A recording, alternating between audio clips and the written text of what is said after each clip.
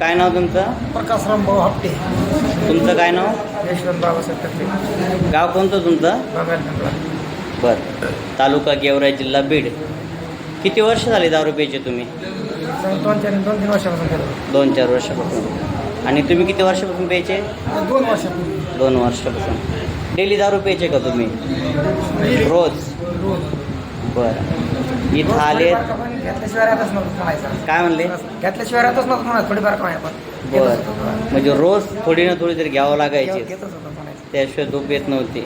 हां, सकाळी उठली की थोडीशी घ्यायची आणि संध्याकाळी झोपताना थोडीशी घ्यायची, म्हणजे झोप येत नव्हती.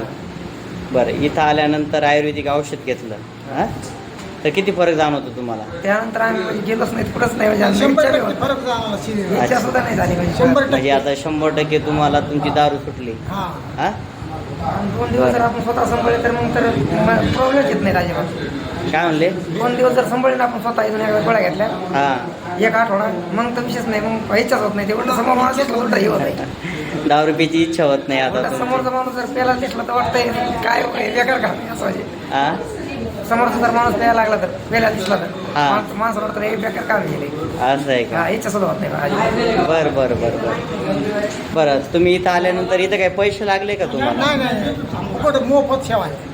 बरं. 1 रुपया पण नाही लागला? पण नाही लागला. 1 रुपया पण न लागता तुमची दारू सुटली. समाधानी आहेत का? समाधानी आहे.